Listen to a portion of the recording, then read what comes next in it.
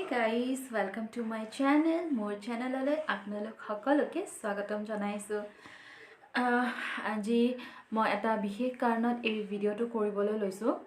আসলতে মোৰ এটা কথাৰ পৰা মনটো বেয়া লাগি আছে, সেইটো কাৰণে মই কথাটো জনাও বুলিয়ে এই ভিডিওটো কৰিছো আৰু নাজানো মই কিমানলৈ এই কথাষাৰ পঠাব পাৰিম, কিন্তু তথাপিও সৰু চেষ্টা এটা কৰিছো যাতে এই কথাখিনি মই সকলোকে ক'ব পাৰো। যোৱাকালি এটা ব্লগ আছিলে বুলি এগৰাকী ব্লগাৰ এছমিছ ব্লগাৰ, গতিকে তেখেতৰ এটা চেনেল আছে আজমিনছ ব্লগছ বুলি, গতিকে মই লিংকটো বাৰু দি দিম যদি আপোনালোকে চাব বিচাৰে চাব পাৰে ভিডিঅ'টো। আৰু ভিডিঅ'টো একচুৱেলি মই সেই ভিডিঅ'টো একো মিন কৰা নাছিলোঁ, আৰু তেখেতে এটা চেলেঞ্জ কৰি আছে 5 days শাড়ী চেলেঞ্জ। চ' তেখেতে 24 hours শাড়ী বা মেখেলা চাদৰ পিন্ধি পেলাই কাম কৰিব, ঘৰৰ কাম কৰিব, শুব ইত্যাদি, আৰু সেইটো এটা চেলেঞ্জ হিচাপে তেখেতে কৰি আছে। গতিকে মই 3 দিনমান, মই একচুৱেলি ৰেগুলাৰ ভিউৱাৰ হয়, আৰু 3 দিনমান মই একেৰাহে তেখেতৰ ভিডিঅ'টো চালোঁ, আৰু মই লক্ষ্য কৰিলোঁ যে তেখেতে বাৰে বাৰে এইটো কৈ আছে যে মই মেখেলা চাদৰ পিন্ধিব নাজানো, মা নাই আজি মই মেখেলা চাদৰ পিন্ধিব নোৱাৰিলোঁ, এনেকুৱা ধৰণৰ কিবা কিবি কথা। আৰু সেইটো কাৰণে মই তেখেতক এটা প্ৰশ্ন এইটোৱে কৰিছিলোঁ, মোৰ মনত এটা ডাউট আছিলে। ডাউটটো এইটোৱে আছিলে যে ফাৰ্ষ্ট কথাটো, যোন অসমীয়া মিডিয়ামৰ বিশেষকৈ ল'ৰা ছোৱালী আমি দেখা পাওঁ, অসমীয়া মিডিয়ামৰ ল'ৰা ছোৱালীৰ মেখেলা চাদৰ পিন্ধা অভ্যাসটো খুবেই থাকে, কাৰণ ক্লাছ 8 মানৰ পৰা মেখেলা চাদৰ পিন্ধিব লগা হয়, সেইকাৰণে সেইটো অভ্যাস খুবেই থাকে। সেইটো কাৰণে মই তেখেতক প্ৰশ্ন এটা সুধিছিলোঁ যে আপুনিতো এছমিছ মিডিয়ামত পঢ়িছিলে, গতিকে চাদৰ মেখেলাৰ পিন্ধাটো অভ্যাসটো আপোনালোকৰ থাকিব লাগে নহয় জানো?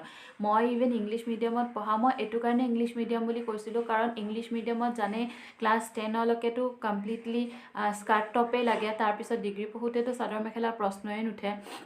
গতিকে মোৰ একেবাৰে অভ্যাস নাই, তাৰোপৰি মই গুৱাহাটীত থাকোঁ বিয়াৰ পিছতো, গতিকে গুৱাহাটীত মই চাদৰ মেখেলা পিন্ধাৰ মোৰ একেবাৰে অভ্যাস নাই। কিন্তু এজনী অসমীয়া ছোৱালী হিচাপে মই মেখেলা চাদৰ পিন্ধি ভাল পাওঁ, বা এইটো পিন্ধিব জনাটো মোৰ গৌৰৱ। মই যদি কওঁ যে মই ধুনীয়াকৈ মেখেলা চাদৰযোৰ পিন্ধিব জানো, সেইটো মোৰ গৌৰৱ। বা কোনোবা এগৰাকীয়ে যদি কয় তুমি মেখেলা চাদৰযোৰ বৰ ধুনীয়াকৈ পিন্ধিছা, ভাল লাগিছে তোমাক, তেতিয়াহ'লে সেইটোত মই গৌৰৱ কৰোঁ, কাৰণ মই এজনী অসমীয়া ছোৱালী। আৰু সেইটো ভাবিয়েই মই সুধিছিলোঁ যে তুমি মানে তাই অসমীয়া মিডিয়ামত পঢ়িছে যদি তেতিয়াহ'লে কিয়নো নাজানে। মই সেইটো মনত এটা শংকা, এটা প্ৰশ্ন এটা উঠিছিলে, মই কৰিছিলোঁ। তাৰপিছত গ'ল সেইটো কথা, তাই মোক ৰিপ্লাই দিলে, ঠিকে আছে, তেওঁ মোক ৰিপ্লাই দিলে, ঠিকে আছে, সৰু কাৰণে মোৰ মুখৰ পৰা তাই ওলাই গ'ল, তাই মোতকৈ সৰু হ'ব আজমিন বাৰু, যিকি নহওক।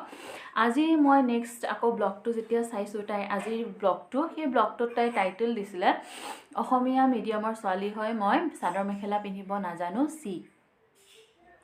সেই টাইটেলটো দিওঁতে মোৰ মনত এটা নক হ'ল যে কি মানে, তাই যেতিয়া ভিডিঅ'টোত কৈছে, প্ৰশ্নটোৰ উত্তৰো দিছে, কিন্তু তাই সেইটো প্ৰশ্নটো কৈছে, মই এইটো নিগেটিভ ধৰণে লোৱা নাই, কিন্তু তাই যদি নিগেটিভ ধৰণে লোৱা নাই, তেতিয়াহ'লে তাই এই ব্লগটোত সেই টাইটেলটো তেনেকৈ কিয় লিখিলে, চি শব্দটো কিয় লিখিলে?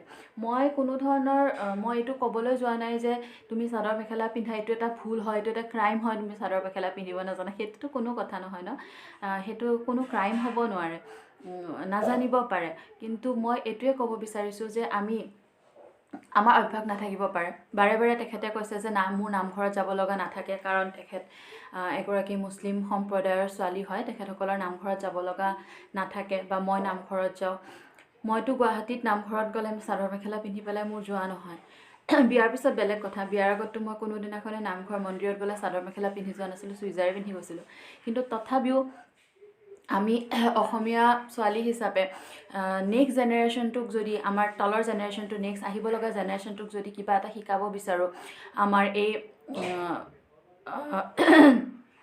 অসমীয়া সমাজখনৰ কথা, বা আমাৰ এই কাপোৰযোৰৰ মহত্বৰ কথা, তেতিয়াহ'লে আমি অকণমান হ'লেও নিজে ইচ্ছা কৰি শিকিব লাগিব, নহয় জানো? গতিকে মই আজি কমেণ্টটোও আপোনালোকে চাব পাৰে, মই দিছোঁ যে আমাৰ অভ্যাস নাথাকিব পাৰে, কিন্তু সৰু সুৰা যেনেকৈ বিহু আদিত আমি ঘৰতে পিন্ধিব পাৰোঁ, যাতে আমাতকৈ সৰু, এতিয়া মোৰ ছোৱালী আছে, মোৰ ছোৱালীয়ে দেখি পেলাই মোক শিকিব, ছোৱালীয়ে দেখি পেলাই সেইটো শিকিব। মই এটা সৰু এক্সাম্পল দিছোঁ, মোৰ মামীয়ে এতিয়াও কয়, মই লক্ষী পূজাত ঘৰত চাদৰ মেখেলা পিন্ধি ব্ৰত কৰোঁ, চাদৰ মেখেলা পিন্ধি পূজা কৰোঁ, তাৰপিছত বিলাক কিবা কিবি যিখিনি কৰোঁ আৰু সেইখিনি মোৰ পৰা মোৰ ভণ্টি মোৰ মামী একেবাৰে ওচৰত থাকে, মামীৰ ছোৱালীজনী ভণ্টিয়ে শিকিছে। আৰু সেইষাৰ কথা সদায় মামীয়ে কয় যে তাইক দেখিয়ে মোৰ ছোৱালীজনীয়ে এইখিনি শিকিছে।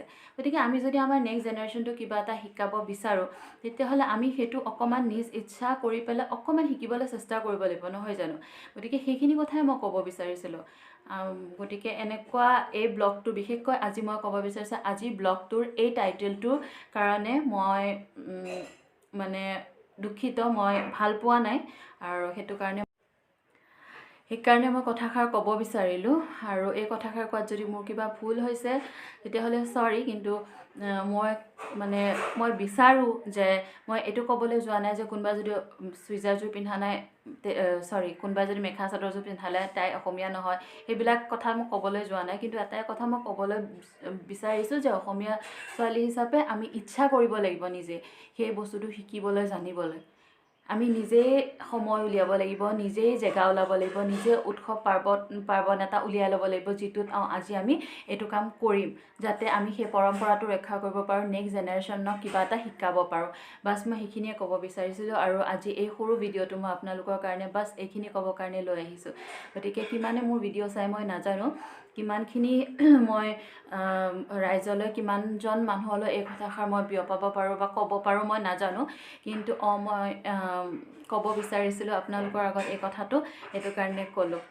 আৰু এইখিনিতে যদি কোনোবাই যোনেই মোৰ ভিডিঅ'টো চাইছে, মই যদি কিবা ভুল কোৱা বুলি আপোনালোকে ভাবিছে, তেতিয়াহ'লে প্লিজ মোক শুধৰাই দিব, মই কোনখিনিতে ভুল।